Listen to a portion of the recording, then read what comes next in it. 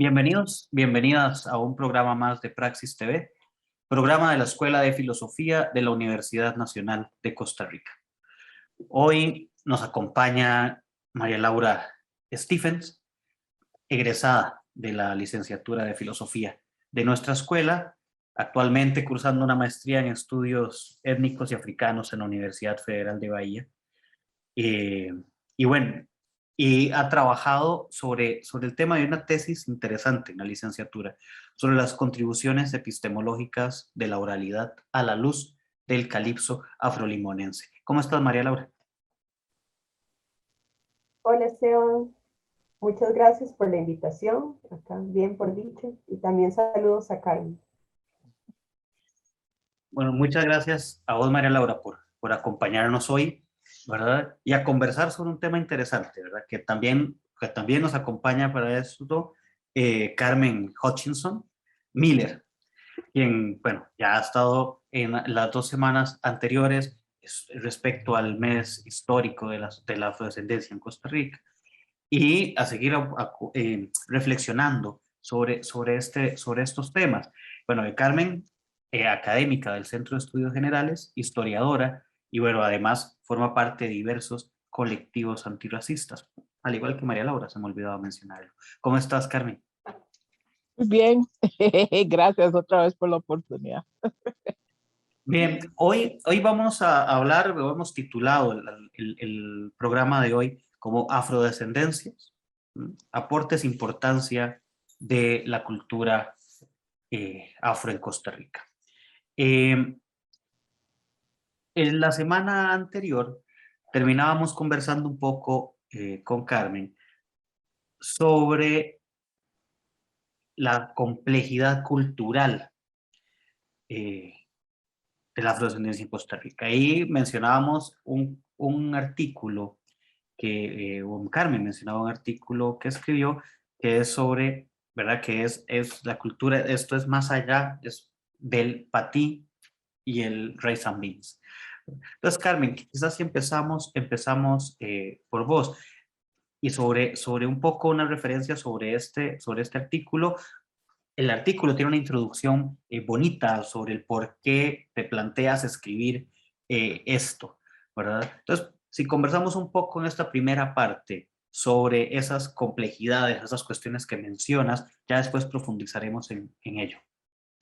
Otra vez, gracias Esteban por el espacio y para poder ampliar un poquito más y que vayamos conociendo un poquito más sobre la cultura afro, que es también parte de la cultura costarricense, right? Eh, con referencia al artículo, lo que me motivó a escribirlo fue un recordatorio hace que unos 3 años que trabajaba en el Colegio Humanístico y se hizo una gira a la provincia de Limón. Y me acuerdo que nos recibió el administrador de la Casa de la Cultura y en su introducción él reafirmó algo que es lo que sentimos los limonenses, ¿verdad? Y él abrió la conversación con los estudiantes diciéndoles que Limón no es solo patí, rice and beans, ¿verdad? Como que la sociedad costarricense, como necesitamos puntos que nos identifican, pues identifican solamente a las personas afro y especialmente a las que viven en Limón con el patí y el rice and beans. Así que lo que él estaba tratando de decir era que somos más que eso, ¿verdad? Es una cultura muy rica y es una cultura que ha contribuido a la cultura nacional y que no debe ser tan reduccionista, ¿verdad? Solo a unos platos eh, que se ha popularizado en el imaginario costarricense. Sí, bueno, eso es un punto importante, eso que mencionas, y y es lo que detona el programa de hoy, ¿verdad? Que además haces mención en el artículo también al calipso, y bueno, acá también para esto tenemos a María Laura, ¿verdad? De cómo digamos, el calipso normalmente simplemente se ha tratado de reducir también a simplemente esta expresión musical. Ha llegado hasta ser, como lo conversamos en algún día de estos, hasta casi que una cuestión folclórica en el Valle Central, ¿verdad? De alguna gente interpretando calipso sin entender todo lo que hay más allá del simple género musical. Entonces, María Laura, quizá, sí, bueno, vos escribiste esa tesis, ¿verdad? Entonces, ¿podrías comentarnos un poco ahorita, ¿verdad? Superficialmente, y ya después ahondaremos un poco más en eso. Sí, bueno, básicamente, como bien lo decía Carmen, creo que uno de los aspectos, ¿verdad?, que podemos como hacer una crítica es como la cultura afrocostarricense o las culturas afrodescendientes en general muchas veces se reducen, ¿verdad?, a estas miradas que folclorizan, en un sentido de verlo simplemente como una celebración, como simplemente la pasamos bien, nos reímos, bailamos, pero no se le da una importancia real, ¿verdad? Y, por ejemplo, en esto que Carmen decía del patí, del rice and beans, si realmente se le diera como esta importancia, por ejemplo, de una gastronomía afro-costarricense, que bien ahora vemos muchísimos documentales de la gastronomía y demás, si se le diera esa dimensión, uno diría, bueno, está bien, ¿verdad? O igual con el calipso. Si se le viera como una música, realmente, como un género musical que, por ejemplo, se contempla dentro de los programas de estudio de, no sé, de la escuela de música de las universidades. Entonces ahí uno tal vez diría, bueno, sí se le está dando como esa importancia, pero muchas veces, como en este caso, bueno, mi tema que es el calipso, solamente se ve como un entretenimiento en algunas ocasiones o como algo para pasarlo bien y no se comprende que el calipso tiene una historia, ¿verdad? No es simplemente que un grupo de personas decidieron poner a tocar esos instrumentos y cantar, sino que tiene un objetivo, tiene toda una ancestralidad, tiene también toda una parte de tradición oral que ha sido muy importante para las culturas tanto africanas como afrodescendientes, ¿verdad? En el continente americano, y que muchas veces esos aspectos no se toman en cuenta, ¿verdad? Entonces más adelante tal vez ya puedo como profundizar como en eso, pero, pero sí, creo que para poder tomar en cuenta esas otras dimensiones, que tal vez eso lo podemos ahorita profundizar, es necesario también valorar cuántos aportes o cómo se están visualizando estos aportes y qué tanto se está cuestionando esta estructura racista que existe, ¿verdad? Porque si partimos de ver esos aportes dentro de esa estructura racista, solo vamos a ver a esos otros que no son parte de las culturas europeas o occidentales simplemente como los otros, ¿verdad? Entonces, creo que lo podría dejar como fuerte. Sí, yo quería, Esteban, si me permites, dar mi granito con respecto a la cuestión racista, porque yo hago el análisis en el artículo precisamente dentro de ese marco, ¿verdad? Que para entender la razón por la cual se ha reducido, eh, como dice María Laura, la gastronomía afro, que desciende de esos inmigrantes de finales del siglo XIX, es precisamente por ese racismo. Y yo argumento dentro del artículo que se ha mantenido por más de 100 años esa culinaria que es del siglo XIX precisamente por el racismo, porque no se les acuerpó dentro de la sociedad nacional, de la cultura nacional, así que todo ser humano necesita, bueno, todo ser humano tiene su identidad, pero dentro de un sistema racista, pues se vuelve un poco, no, estoy pensando en inglés, se vuelve un poco como frágil, así que las personas lo que hacen es aferrarse a alguna simbología, a algo, y en esta discusión, pues tratan de mantener esos elementos culinarios como para dar identidad. Así como que es como like a double sword, ¿verdad? Como un cuchillo de doble filo, porque por un lado se les estereotipó por esos dos, pero por el otro lado era una forma como para a mantener esa identidad. Sí, y menciona aquí algo importante y estaba acordándome precisamente de un sticker que una vez me había pasado María Laura y me parece que por ahí podemos seguir, que decía que la historia negra no empezó con la esclavitud, ¿verdad? Definitivamente no. Y cuando hablamos de Costa Rica, y me voy a esto cuando leía el artículo de Carmen, eh, la historia afro en Costa Rica como que pierde de vista, o sea, desde la interpretación que podemos hacer del Valle Central o el resto de la población, es a partir del ferrocarril. Pero Mm, es como si, o sea, si antes del barco que llegó para el tema del ferrocarril no hubiera existido nada, como que todo empieza ahí. Entonces, Carmen hace un análisis muy interesante desde todo este tema en Jamaica y todo esto otro, que también me parece que sería importante pensarlo, ¿verdad? mm. Y verlo, porque entonces hay una reducción a este elemento histórico también a partir de ahí. Ujú, ujú, ujú. Es que es fascinante cuando uno empieza el análisis porque generalmente lo que hacemos es compartimentalizar, ¿verdad? Como para poder nosotros darle sentido a la vida, supongo yo. Pero estos inmigrantes de la cual yo soy descendiente y María Laura también, estos inmigrantes ya venían con su historia.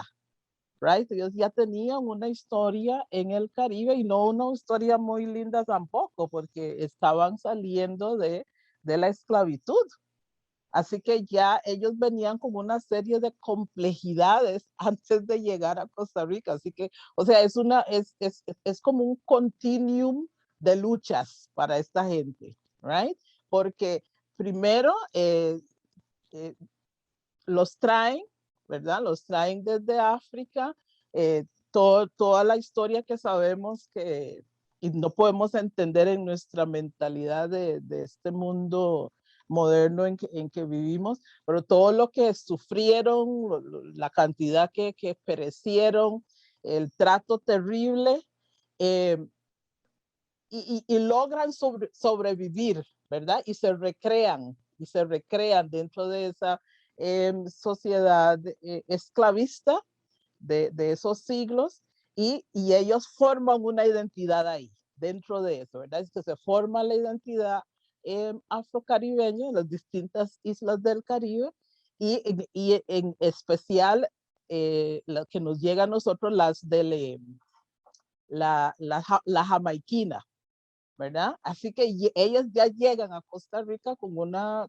identidad, con todas sus complejidades, ¿verdad? Esas luchas ideológicas, y llegan a Costa Rica los que llegan y llegan a una sociedad que también está ¿verdad? En desarrollo de esa construcción, de esa identidad tica que quieren construir. Así que para darle un tiempito a María Laura, así que imagínense lo complejo para estos inmigrantes entrar a un país que está en desarrollo, ¿verdad? Desarrollo económico, ideológico, y que se dé un clash porque ellos no eran el tipo de inmigrantes que quería Costa Rica, acuérdense. Costa Rica quería europeos, no quería esta gente, era como decimos en los chicos, ¿verdad? La necesidad tiene cara de perro, aunque, ¿verdad? Los perros son, no sé por qué usan esa para decir cara de perro, pero la cuestión es para decir que si no se tiene caballo, se monta a la vaca, ¿verdad? Así que imagínense esa complejidad de mis antepasados y para sobrevivir, ¿verdad? Ya venían sobreviviendo en el Caribe y venir otra vez a librar otras luchas en esta sociedad que no los aceptaba, no por el trabajo que están haciendo porque necesitaban la mano de obra, sino por el hecho de ser afrodescendientes. María Laura, te cedo el espacio. Gracias, Carmen. Sí, y de hecho, bueno, en este sentido de lo que comenta Carmen, a mí también me parece como pertinente que ya que es un programa sobre los aportes, ¿verdad?, de la cultura afrocostarricense, también en el marco de todo esto que nos comentaba Carmen, tomar en cuenta, por ejemplo, cómo en Costa Rica muchas veces se obvia esa historia, ¿verdad? Y entonces se parte como, desde que Costa Rica decidió cambiar el primer artículo de la Constitución Política e incluir que Costa Rica es una república multiétnica y pluricultural, entonces ya olvidamos toda esta historia que tenía el país respecto a estas poblaciones, ¿verdad? Que no fue la mejor, ¿verdad? El trato que se le dio tanto a la población afro como a la población indígena, y entonces se parte como de olvidemos todo eso que ya pasó, porque ahora somos una nación pluriétnica y multicultural. Entonces muchas veces eso termina siendo un problema porque se cae, al menos desde mi punto de vista, como en una hipocresía, ¿verdad? Ok, ahora somos multiétnicos y pluriculturales, pero la gente no conoce que antes, eh, por ejemplo, la población indígena fue despojada de sus territorios, o que las poblaciones en Limón, muchas veces también que existe este registro oral, ¿verdad? Que ya se ha dicho que tal vez no existe una prueba como escrita, pero sí tal vez un relato oral de este impedimento que existía en Turrialba, y que también es algo real, que yo lo hablo con mi papá, que él me decía que a él, por ejemplo, no le gustaba venir a San José, ¿verdad? ¿Por qué? ¿Verdad? Existía toda una cuestión de por qué la gente de Limón no le gustaba venir a San José. Y nada más, antes de cederle la palabra a Carmen, que creo importante también traer esta idea que habla Catherine Walsh, ¿verdad? De que la crítica que ella hace a estas ideas de interculturalidad o multiculturalidad, ¿verdad? Donde se dice, sí, todas las culturas importan, vamos a tomar en cuenta todos los aportes, pero no todas están en la estructura, no todas están en el mismo lugar. Entonces, hasta que esa estructura no se critique y no se hable, se tenga un diálogo real, ¿verdad? Donde se diga, bueno, ¿quiénes han tenido privilegio y quiénes no? ¿Cómo han sido tratadas estas personas? Mientras no se haga eso, todo lo que venga van a ser simplemente como maquillaje, ¿verdad? Maquillar, maquillar, maquillar para evitar un conflicto. En este caso, yo lo pondría en términos raciales también, ¿verdad? En este sentido, para evitar ese tipo de conflictos, entonces hagamos esto, ¿verdad? Que quizás es algo donde a mí me parece que un país como Brasil es donde estas discusiones se han logrado tensionar más, ¿verdad? Donde realmente el movimiento afro-brasileño ha dicho, bueno, ok, dicen que les importa nuestra cultura, bueno, pero no solamente somos la samba, ¿verdad? Sino que queremos cuotas, queremos entrar en la universidad, queremos también tener trabajo, queremos una reparación social también. Solo como para reforzar lo que decía María Laura, mientras ella estaba hablando, se me vino que es importante también problematizar eso del primer artículo, porque cuando dice hoy que somos una nación pluricultural, multiétnica, eso ha sido la nación de Costa Rica desde el inicio, desde antes de la independencia, porque cuando llegaron los colonizadores, ¿qué fue lo que pasó? Se dio la mezcla, como hay un libro, no me acuerdo cuál es, creo que es una autora que dice, y se dio la mezcla. Así que como que hablando de hipocresía, hay como una hipocresía, ¿verdad? Dentro del discurso hegemónico de decir, bueno, de totalmente obviar esa mezcla desde el principio. Y en el siglo XXI decir, somos un país no, hemos desde el inicio, desde que llegaron los colonizadores y empezaron a violar a las indígenas y después a las... Ese fue el resultado.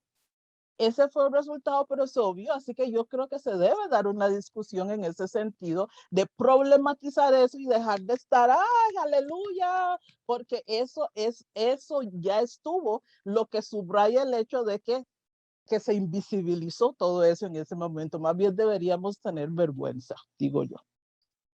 Muy bien. Ya tenemos que ir a un corte, pero bueno, este tema está bueno y ahorita continuamos conversando de esto porque nos encontramos con la construcción de la Costa Rica blanca y esa problematización, ¿no? O sea, el blanqueamiento, ¿verdad? Discursivo y, bueno, en algunos momentos que se intenta materializar, ¿verdad? Nos lleva a esta crítica que plantea Carmen. Ya regresamos a Praxis TV.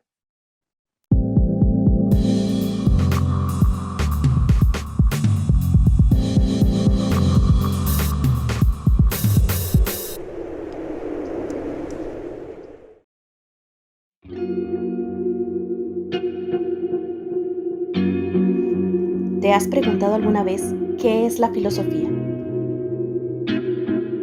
Bueno, la filosofía es la búsqueda del conocimiento de todas las cosas,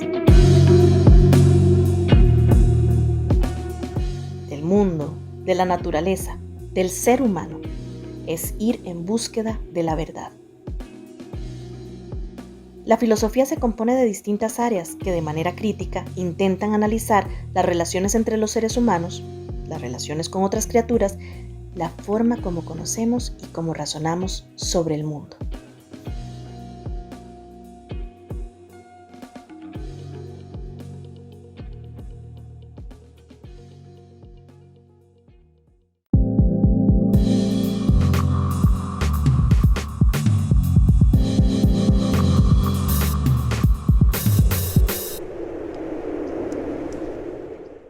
Bienvenidas, bienvenidos de nuevo a Praxis TV, programa de la Escuela de Filosofía de la Universidad Nacional de Costa Rica.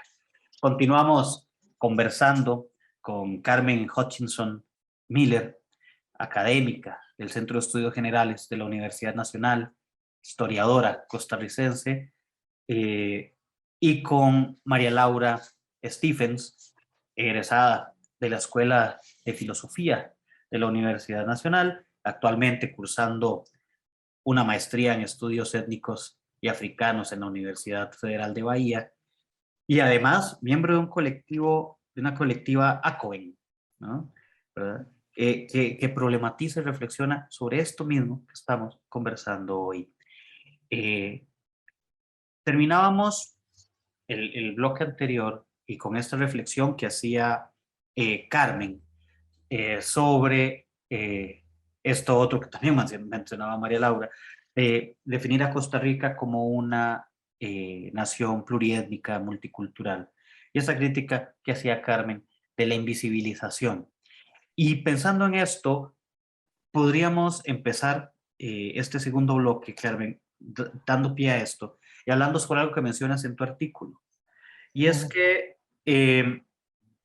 hablas un poco sobre el tema de la religión, el tema de la espiritualidad, ¿verdad? Que está por ahí. Y hay elementos y noticias que incluso mencionas en el artículo de cómo se perseguía a ciertas personas por la religión que profesaban. No necesariamente una religión protestante, que todo el tema que nos cuentas en el artículo, que ya nos contarás ahorita, ¿verdad? Pero que es parte de eso otro, de ese proceso de invisibilización, ¿verdad? Porque normalmente también cuando entendemos Costa Rica con su religión del Estado, ¿verdad? Todas estas otras que se generan más allá de la idea del cristianismo, también quedan invisibilizadas y son parte esencial de la cultura de los pueblos. Entonces, Carmen, si vamos y nos compartes un poco sobre este trabajo que desarrollas en el artículo.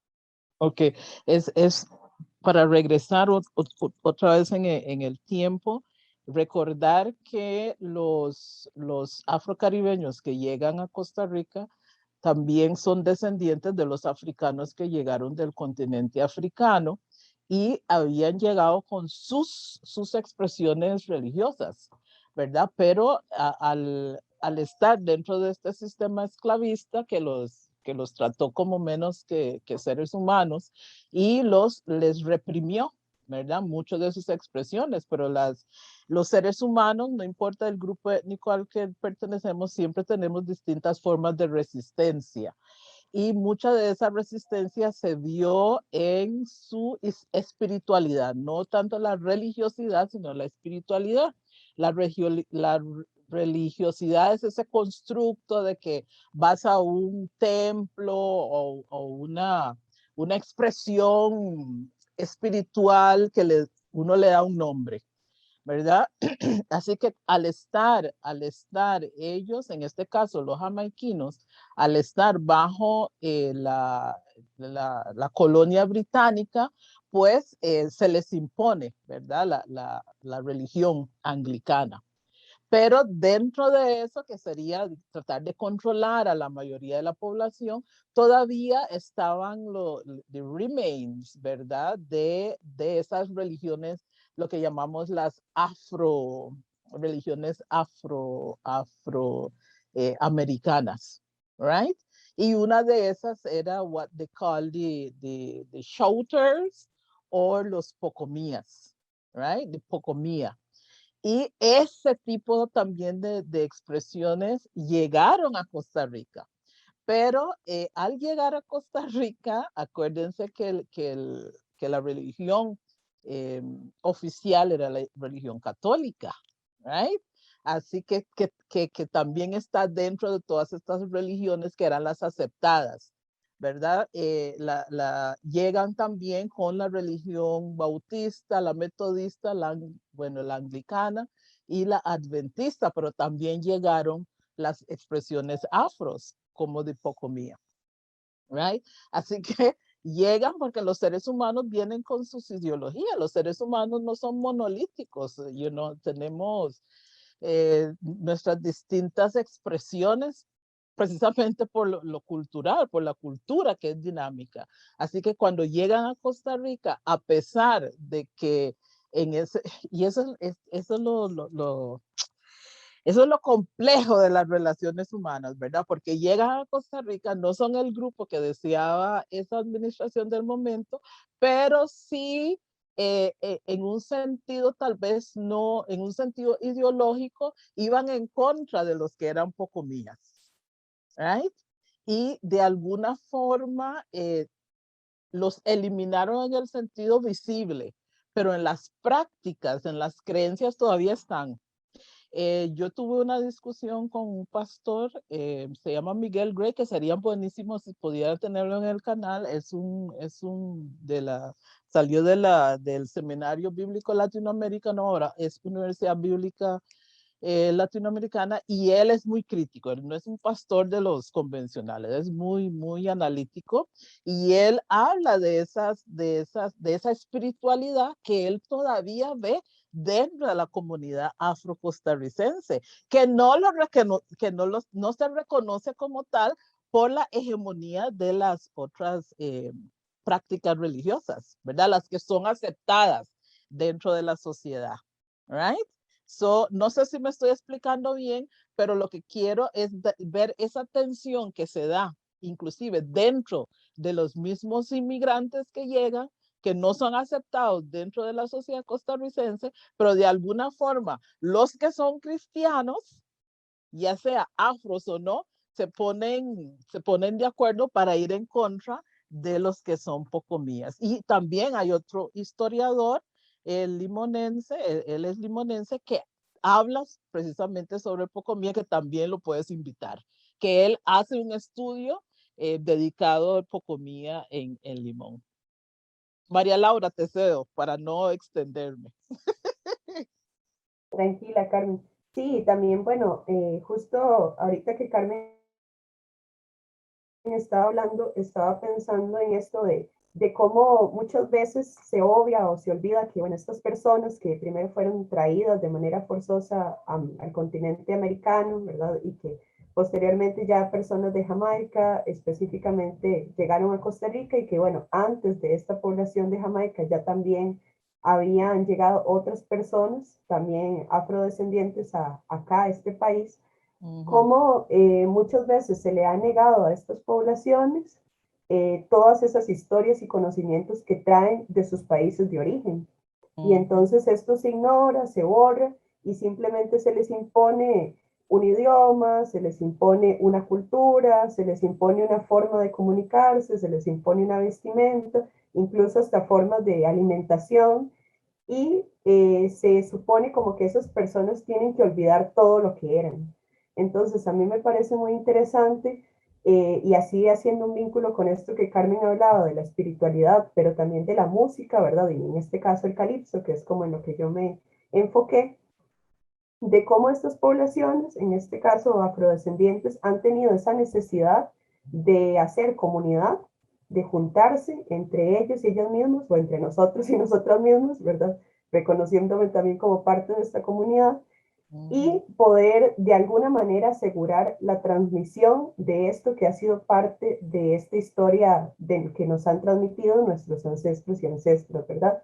Entonces, ok, desde lo que Carmen hablaba, ¿verdad? De cómo esta espiritualidad ha sido tan importante en mantenerla y que evidentemente ha sido estigmatizada, ¿verdad? Yo recuerdo de haber leído y también de ver una conferencia sobre cómo aparecía en el periódico, esto de, le ponían otros nombres, ¿verdad? No decían pocomía, sino otras cosas, y cómo mostraban como esta visión del negro brujo, del negro malo, de la magia negra, ¿verdad? Todo el estigma que existe sobre eso, pero también ya pensándolo en términos de la música, a mí me parece que, por ejemplo, una de las cuestiones que rescato, que me parecen como tan relevantes del calipso, es que no es el arte por el arte, o sea, no es que un grupo de personas, y que todo bien que alguien quiera hacer ese tipo de arte, porque si alguien lo quiere hacer de ese lugar, del arte por el arte, todo bien, todas las personas tienen libertad si ese es su objetivo.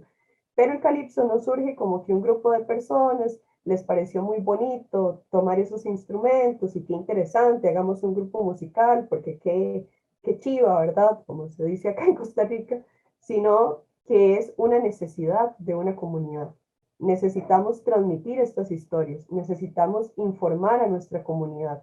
Y por eso, bueno, como también Manuel Monestel ya lo ha hablado en su libro de Ritmo, Canción e Identidad, en la comunidad de Limón existían periódicos en inglés que estaban enfocados, y bueno, que también Carmen recopila mucho esto, ¿verdad? Estos periódicos que estaban enfocados en la población afro-costarricense, sobre todo de ascendencia de Jamaica, ¿verdad?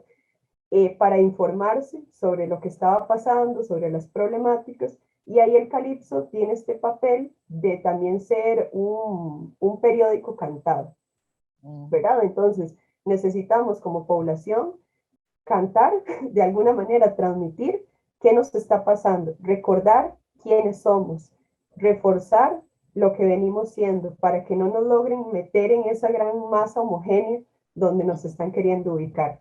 Y también, por ejemplo, no sé, que ahí recuerdo que esa pregunta me la hacían el año pasado cuando defendí la tesis, ¿verdad? De cuál es la característica, cuando yo hablo del calipso como epistemología, qué es lo que hace que sea una epistemología diferente o cuál es su particularidad. Entonces, dándole vueltas a esa pregunta que me pareció muy interesante, es que lo que yo planteo de que son epistemologías o formas de conocimiento de resistencia, ¿verdad? No conocemos por conocer, sino que conocemos pensando en cómo vamos a sobrevivir, porque tenemos una historia de sobrevivencia, ¿verdad? Que al final a mí me parece muy valioso no solo enfocarnos como que es que el pueblo afrodescendiente o africano fue esclavizado. Sí, lo fue, pero también resistió, ¿verdad? No lo hizo de una manera pasiva. Y por eso es que me parece como que esta dimensión del calipso muchas veces se deja de lado, y que canciones a veces que la gente dice, es que el calipso tiene un patrón rítmico muy básico. Bueno, en eso que clasifican como patrón rítmico básico, una melodía básica, por ejemplo, Ferguson nos habla de una serie de problemáticas que honestamente a mí no me enseñaron nunca en la escuela, no me enseñaron nunca en el colegio, e incluso nunca me enseñaron en la universidad, ¿verdad? Y que escuchando a Ferguson yo decía, mira, que existió una plaga que afectó al cacao y que todo eso provocó ciertas problemáticas en Cahuita.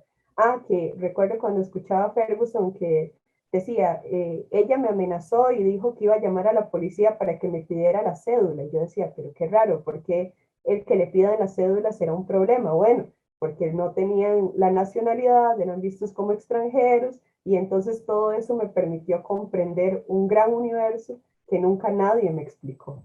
Entonces, cómo el calipso, cómo la espiritualidad nos permite que eso es lo que ya como para no extenderme tanto, que a mí me gusta mucho hacer esa analogía también con Anansi, la araña, ¿verdad? De Anansi, que es parte también de esta tradición oral, esta araña no gana sus combates o enfrentamientos por la fuerza, porque Anansi como araña siempre se enfrenta al tigre, que es un animal muy grande, y obviamente uno dice, bueno, una araña y un tigre, obviamente que el tigre es más fuerte, pero la importancia de Anansi es la astucia, o sea, cómo ella tiene esta astucia para resolver los problemas y para ganarle al tigre, porque el tigre podrá ser muy fuerte, pero no analiza.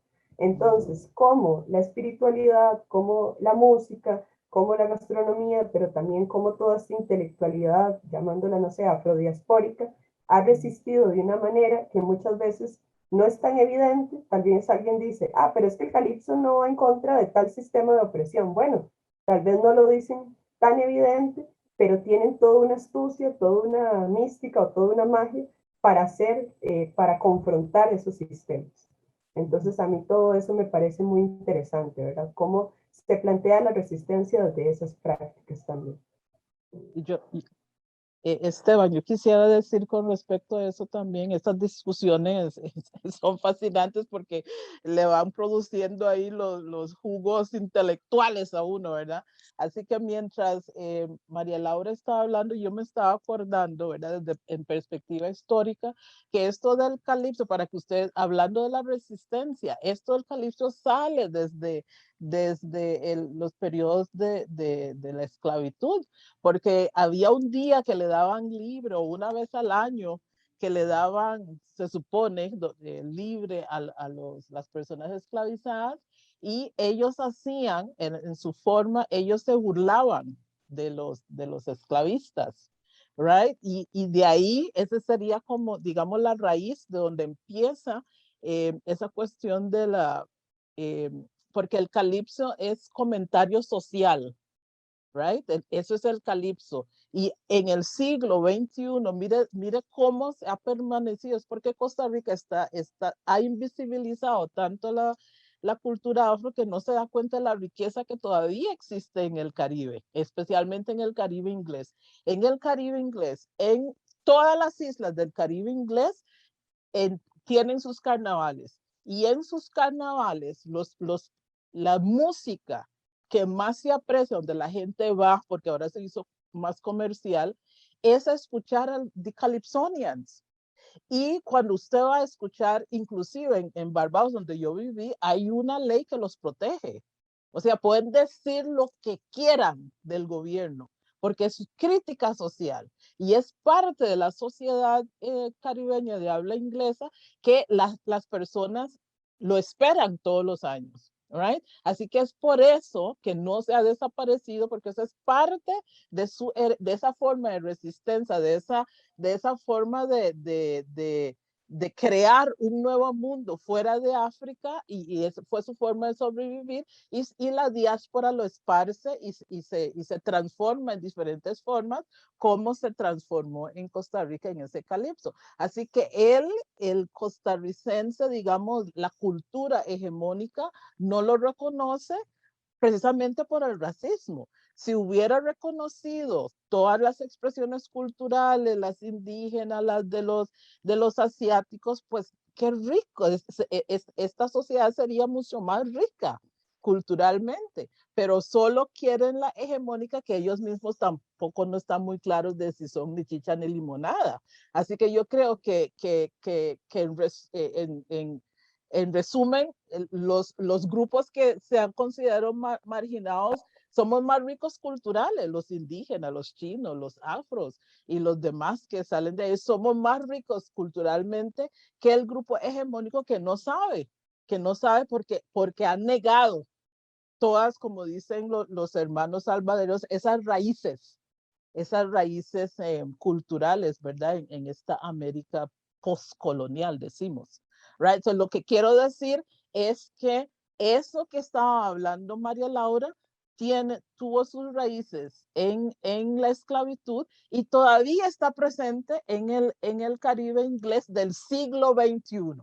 Y sí, si digamos los que están en música, que esa no es mi área, miraran hacia ese Caribe, enriquecerían mucho más sus cursos y su conocimiento, porque todavía existe y es un gusto. Si usted quiere saber lo que sucedió en el 2020, usted escucha el Calipso del 2021, porque es una crítica y como decía ya Esteban, los afros no solo somos folclore, ellos hablan de economía, ellos hablan del femicidio, hablan de todo. O sea, son political scientists, son historiadores, son comentaristas, son de todo. Es una riqueza que para un académico una investigación sería súper si ese racismo no estuviera, ¿verdad?, entremetiéndose en esas expresiones tan ricas culturales de todos los pueblos. Dejo ahí porque me estoy emocionando demasiado ya.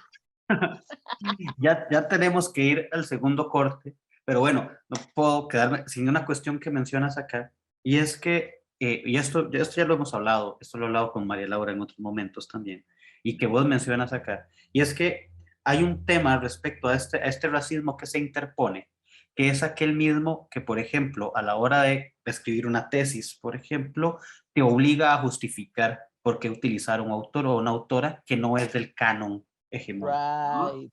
Entonces, esto es muy importante, esto es un tema que ya lo hemos discutido, lo hemos conversado en diversas ocasiones, y es la relevancia de dejar de pedir permiso, porque es seguir legitimando, ¿verdad? Que hay que justificar el porqué. O sea, esto es un tema que también es como bastante importante, ¿verdad? Utilizamos estos autores, estas autoras, porque hablan de algo que nos sirve. Si vos no lo conoces, léelo, pero no tengo por qué justificar o la existencia, ¿verdad? Una vez me dijo María Laura una cuestión muy importante, y ella me decía, no, un día que hablábamos por teléfono, es que sí, claro, ¿qué pasa? Porque a vos nunca te piden justificar porque usaste a Hegel, por ejemplo, ¿verdad? Pero sí porque utilizó a toda esta gente, otra gente. Hay un tema, hay un racismo implícito ahí que es importante reflexionar respecto a eso. Y que bueno, después vamos a poder hablar de eso. Sí, María Laura. Sí, muy, muy rápido. Sí. Incluso ahora que, bueno, Esteban estaba diciendo esto, me llama la atención porque es como ciertas ignorancias son permitidas y hay otras que más bien son castigadas. Por ejemplo, si yo leo un texto y yo le digo a alguien, ay, ¿quién es Hegel? Es que no lo conozco, posiblemente me van a tratar como una gran ignorante, como, ¿cómo? Que no sabe quién es Hegel. Pero si yo escribo algo, no sé, sobre Aimé Césaire, y alguien me dice, pero ¿quién es ese Aimé Césaire? Entonces ahí yo sí tengo que explicarle a esa persona, sacar parte de mi tiempo para explicarle quién fue un gran intelectual que incluso hasta en Francia fue reconocido, ¿verdad? O sea, en un país del norte global. No es que es alguien que salió de la escuelita de, no sé, de aquí, de Costa Rica, en un lugar súper escondido, ¿no? ¿Verdad? Son personas que han escrito, que han publicado, que tienen toda una trayectoria intelectual. Entonces a veces parece ridículo, ¿verdad? Tener que estar como decía Esteban, pidiendo permiso y escribiendo. Utiliza Aimé Césaire porque y escribir toda una reseña de su currículum explicando por qué lo voy a usar. Y también, perdón, Esteban, usted tiene la culpa por estos temas. También muestra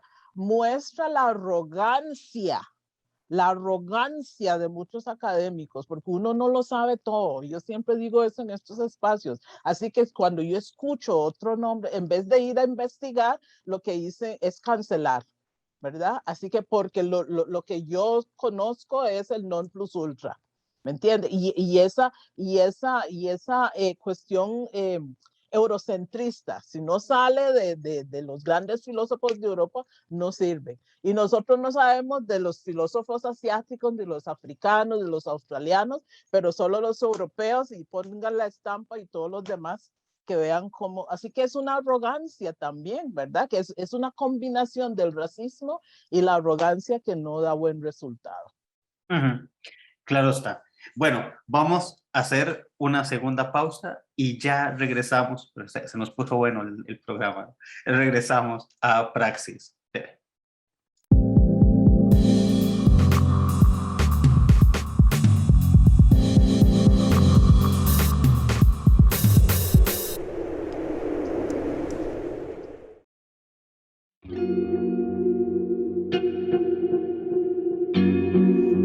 ¿Te has preguntado alguna vez qué es la filosofía? Bueno, la filosofía es la búsqueda del conocimiento de todas las cosas, del mundo, de la naturaleza, del ser humano. Es ir en búsqueda de la verdad. La filosofía se compone de distintas áreas que de manera crítica intentan analizar las relaciones entre los seres humanos, las relaciones con otras criaturas, la forma como conocemos y cómo razonamos sobre el mundo. Si algo puedo asegurar es que en filosofía se sale con más dudas que respuestas, ya que lo impulsa a uno a investigar a fondo las cosas y a no quedarse con las apariencias de ellas. En lo personal, me ha permitido ir desarrollando un pensamiento cada vez más crítico y me ha ayudado a desarrollar una perspectiva propia de las cosas, una que no dependa de ideologías. Por lo general, las cosas no son como parecen y por esta razón es que sospechamos de ellas. Por estas y otras razones, consideramos la filosofía una gran elección y es por eso que le invitamos a que la tomen como una opción. Ingresé a filosofía porque quería comprender el mundo y en ella he encontrado mucho más que esto. Realmente ha sido una gran experiencia.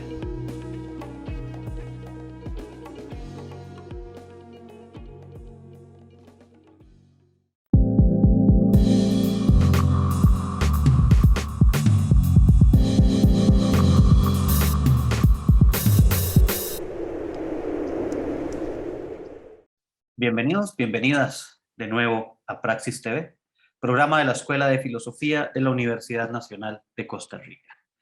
Continuamos conversando con María Laura Stephens, Carmen Hutchinson Miller sobre este tema que hemos denominado afrodescendencias, aportes, importancia de la cultura afro en Costa Rica.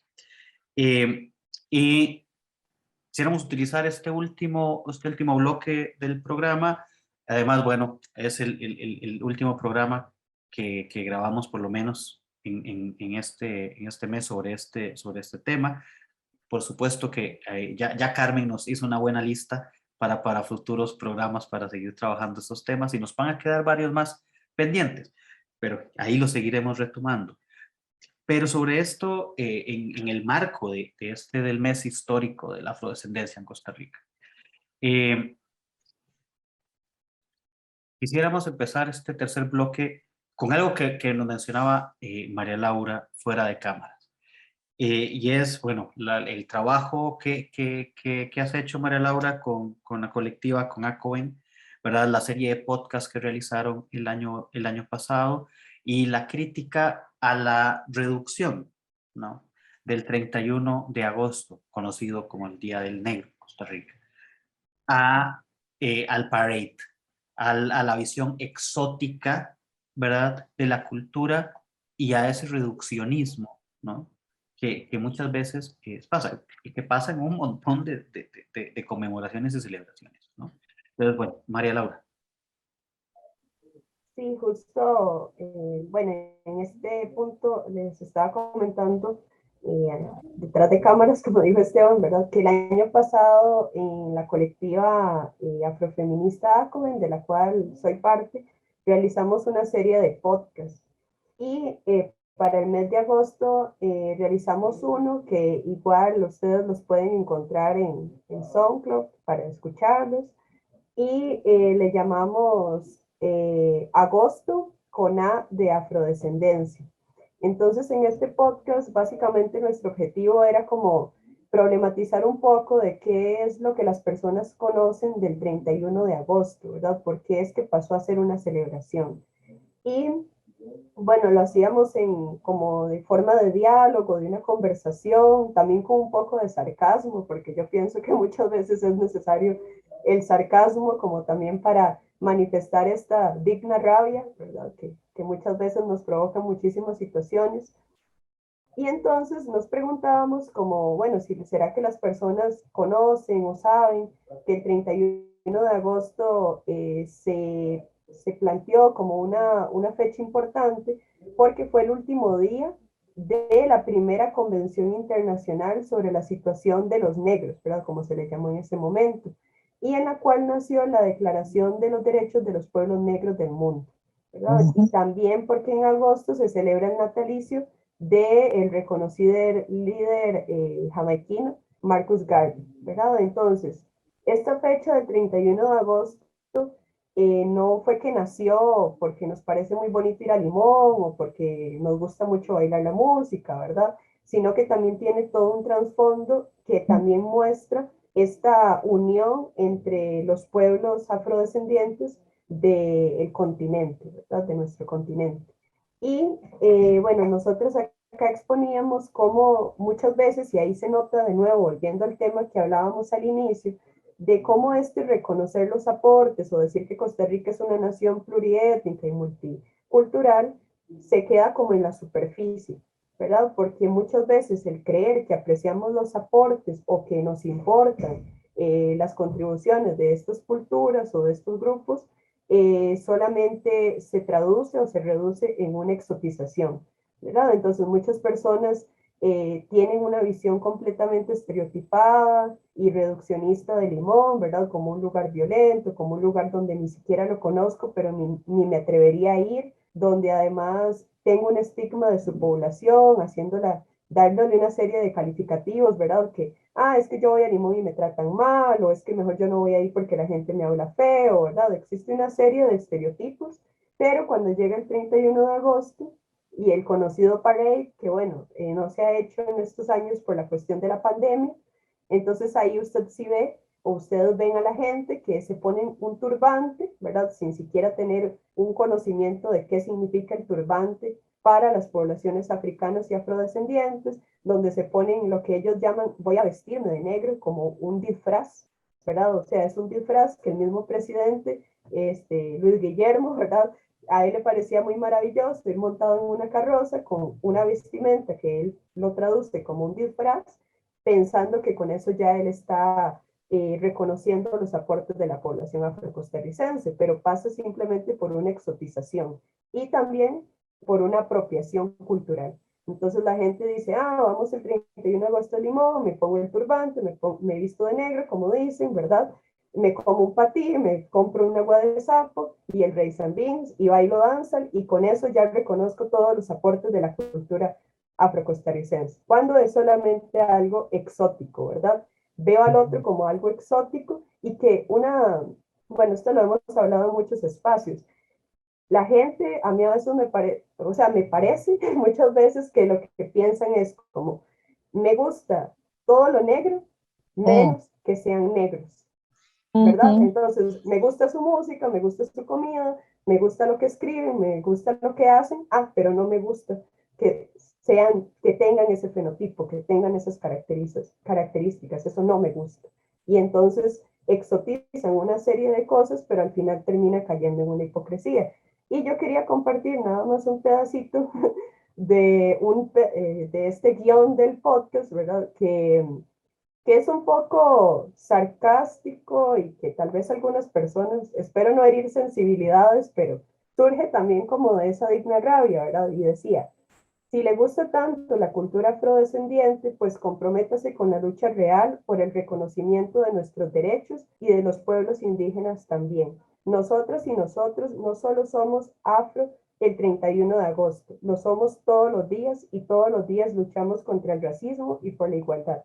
Así que si usted quiere solidarizarse, bueno, no es cuestión de hacerse dreads o de ir a Puerto Viejo a pasarla bien, sino que también analice cuáles son los privilegios de su blanquitud y comprométase con la lucha por erradicar el racismo en su cotidianidad y en las personas cercanas, ¿verdad? Porque muchas veces la gente tiene esta visión de voy a ir a Puerto Viejo porque qué bonito que es, pero bueno, ¿y qué hay más allá de que la voy a ir a pasar bien a la playa, verdad?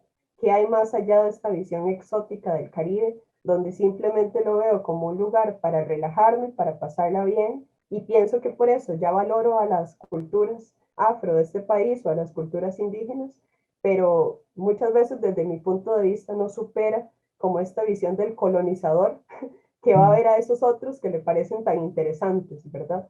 Entonces, bueno, lo dejo por ahí. Ahorita me gustaría hacer otra contribución, pero para no alargarme más. Sí, sí. Bueno, Carmen, te cedo la palabra a seguir. Es que, es que creo que no tengo nada más que decir. Yo creo que María Laura lo ha dicho todo. O sea, sería estar repitiendo. O sea, todo lo que ha dicho María Laura, todos los que estamos, somos activistas en nuestras distintas trincheras, hemos hecho un eco de lo que ha dicho María Laura. Right? So, no tengo nada más que decir. Lo has dicho todo, mi hermana. En esta sección. Bueno, aquí hay un tema, ¿verdad? Con todo esto, y ahorita sí, creo que ahora que nos continúa ampliando María Laura las dos cuestiones que tiene, pero es que en efecto vemos mucho esto. Yo creo que ahí viene un proceso reflexivo importante, ¿no? Un proceso reflexivo importante a la hora de, por ejemplo, esto mismo que menciona María Laura, que podríamos verlo voy al Festival de Calipso en Acahuita, ¿no? ¿Verdad? Entender y valorar estos comentarios, estas reflexiones que ella hace, porque ¿cuántos de nosotros o nosotras, ¿verdad? Continuamos no vemos críticamente esto o que incluso podemos reproducir este tipo de visiones exóticas, porque es que aquí viene un punto relevante, ¿no? O sea, que incluso desde este programa y el por qué hemos dedicado diversos espacios a conversar sobre esto, recae precisamente en esto, ¿no? O sea, que no podemos tampoco pensar, porque yo creo que esto es otro problema que podemos encontrarnos, nosotros o nosotras que no formamos parte directamente de un grupo cultural, ¿verdad? ¿Cómo no ver críticamente esas cosas? De un momento a otro, sentir una idea de una deconstrucción y entonces como ya me deconstruí, no reproduzco nada de estas cosas, ¿verdad? Y entonces yo creo que aquí hay una reflexión importante y un llamamiento importante también hacia todos nosotros y nosotras, ¿verdad? Que estamos a este lado. Y es precisamente eso. Y el cómo no apropiarse de las cosas, porque eso es otro tema de discusión, el tema de la apropiación cultural, ¿verdad? Que se da muchísimo y que genera mucha roncha, genera muchos problemas, ¿verdad? Mucha gente se enoja muchísimo cuando le señalan sus actitudes que van en esta línea, esa apropiación exótica, ¿verdad? Qué chiva hacerme dreads, ¿verdad? Ya Carmen lo mencionó en el programa anterior, la diferencia entre las trenzas y los dreads, ¿verdad? O sea, estos elementos que desconocemos completamente y que al no leerlos o no tomarnos el tiempo de conocer respecto a esto, eso, por ejemplo, Carmen mencionaba una cuestión en el artículo y quisiera podemos ampliar por ahí porque también por ahí lo mencionaron antes, ¿no? Pero el hecho de que el Rey Zambín se hacía los domingos, ¿verdad? O sea, no era el hecho de comer rice and beans todos los días de la semana, sino o sea, por qué el domingo. Creo que son cuestiones de este tipo, ¿verdad? Lo que mencionaba María Laura, o lo que ha mencionado María Laura con todo el tema del calipso, ¿verdad? O sea, son elementos, ¿verdad? Que el exotismo se junta con la cuestión comercial, ¿verdad? Y vacía completamente estas expresiones. Entonces, bueno, por ahí dos elementos que podríamos ir tomando, ¿verdad? Ahorita nos quedan unos 10 minutos, menos, pero para poder ir cerrando. Sí, Entonces, bueno, no sé si Carmen quería intervenir primero. No, you go ahead. Sí, no, que también lo que yo estaba pensando es que, a ver, no hay ningún problema, ¿verdad? Sí, más bien hasta es algo positivo el hecho de que las personas ahora quieran escuchar el calipso y que se interesen por, ¿verdad? Conocer diversas manifestaciones y demás, pero el tema es desde dónde se hace, ¿verdad? Y también Por ejemplo, no solamente, y esto es algo que he insistido mucho también junto con Danny Williams, el Calypsonian de Cahuita, que no solamente es como, ok, reconocemos, por ejemplo, el calipso como un patrimonio cultural inmaterial de Costa Rica, que hay un proyecto de ley donde eso ya se estableció, donde ya se reconoce. Ok, perfecto. Entonces muchas veces el gobierno dice, bueno, nos lavamos las manos porque ya hicimos un proyecto de ley donde el calipso se reconoce como patrimonio cultural y listo, punto, hicimos nuestro trabajo.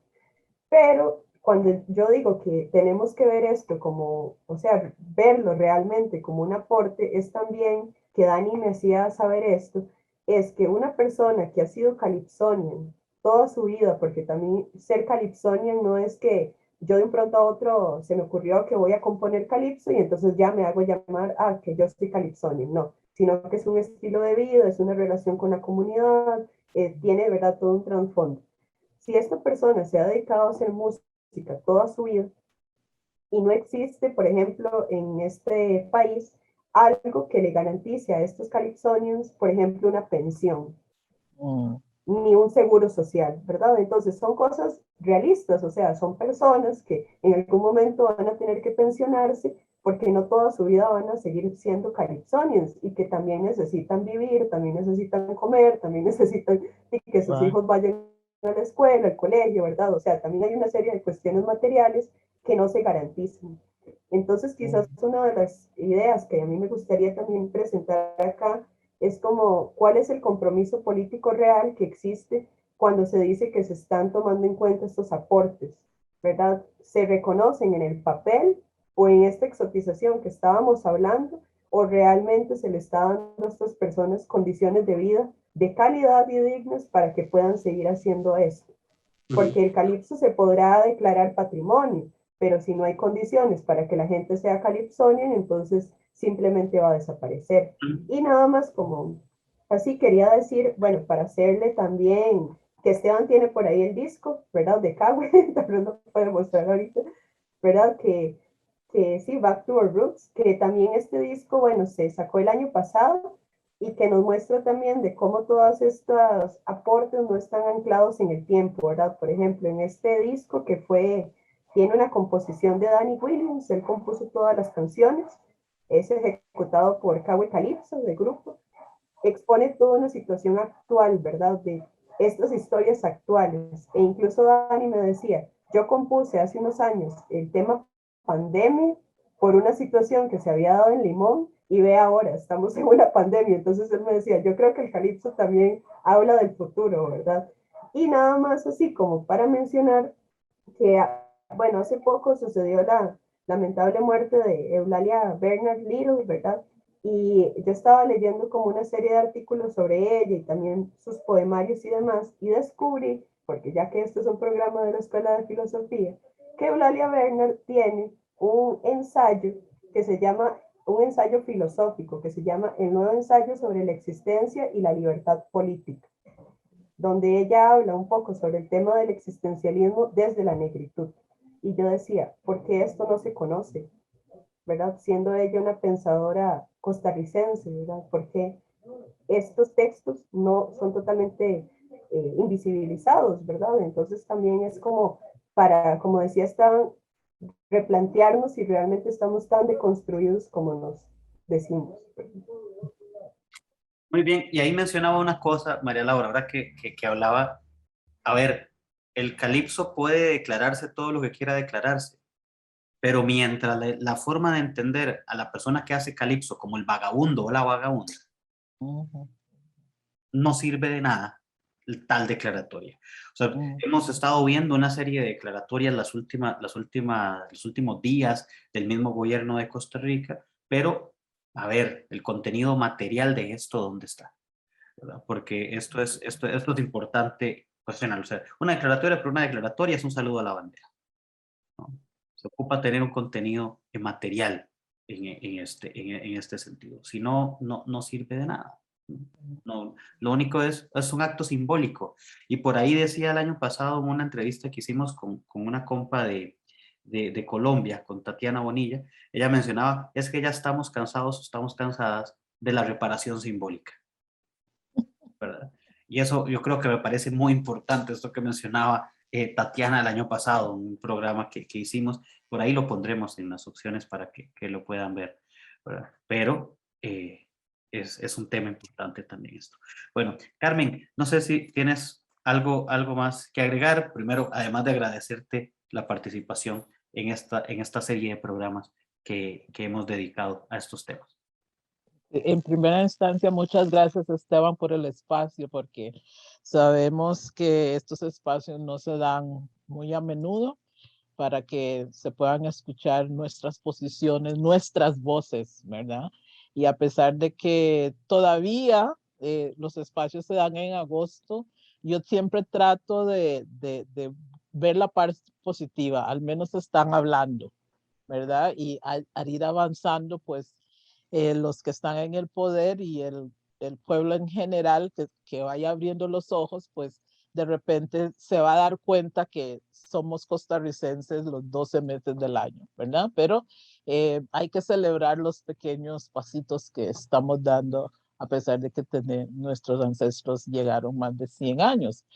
Pero en esto, hablando de la cultura, como para dejar clarito para los que nos ven y nos escuchan, que la cultura afro-costarricense va más allá de esos estereotipos que tienen sobre la cultura afro. Como ya comentó Esteban, somos personas pensantes, somos personas que contribuimos. La diferencia es que no tenemos los privilegios que tiene el grupo hegemónico, y por estar enmarcados dentro de esta ideología racista, pues la sociedad no puede apreciar y aprovechar toda esa riqueza que hay dentro de la población afro. Así que no solo somos comida, no solo somos el Grand Parade el 31 de agosto, pero somos parte fundamental del desarrollo tanto económico, social, cultural de este país. Muchas gracias, Esteban. Muchas gracias a vos, Carmen, y bueno, esperamos poder seguir haciendo programas. Por ahí vamos a dejar varios links. En septiembre del año pasado grabamos uno sobre un poco sobre historia y racismo en Costa Rica. Les recomiendo que lo puedan ver. Ahí tenemos algunos otros temas relacionados a estos que también pueden encontrarlos en nuestro canal de YouTube o en la página de Facebook del programa. Y bueno, hoy vamos a terminar con un tema que compuso Dani, que ahora mencionaba María Laura, con Cahue Calipso, y este tema que se llama Cahue Band. Entonces, muchas gracias, Carmen, muchas gracias, María Laura, y muchas gracias a todos y a todas las personas que nos observan. Esto fue Praxis TV, programa de la Escuela de Filosofía de la Universidad Nacional de Costa Rica. Hasta la próxima. Chao. Thank you. Chao, gracias.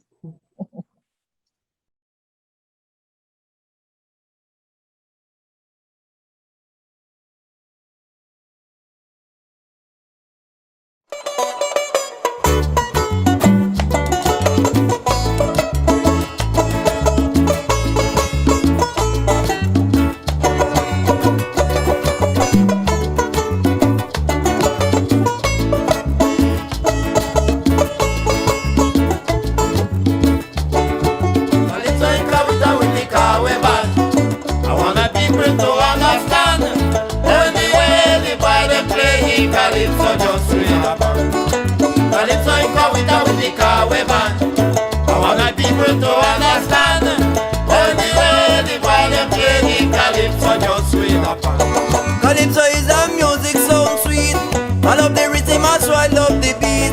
So anywhere you are on your feet and you dance with the music all through the week, then I shout Calypso in Kawita with the Kawe band.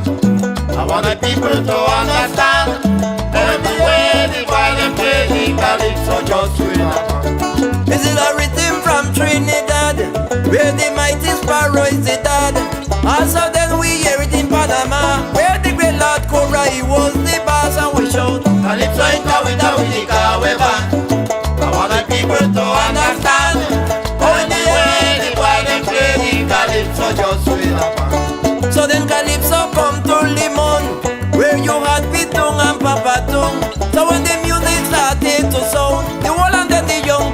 down the town and we ball. Calypso in Kawita with the Kawe band. I want the people to understand. All the way the while them play the Calypso just swing up. But when you want to hear Calypso, Kawita is the town you must go. To listen to our father of Calypso, nobody else but the great mighty Segundo Gavin Boy. Calypso in Kawita with the Kawe band. I want the people to understand. All the way the while them play the Calypso just swing up. Calypso must be up on the shelf. We need our government to give us help. We want the culture music to life, because it is a way that we must survive and we follow.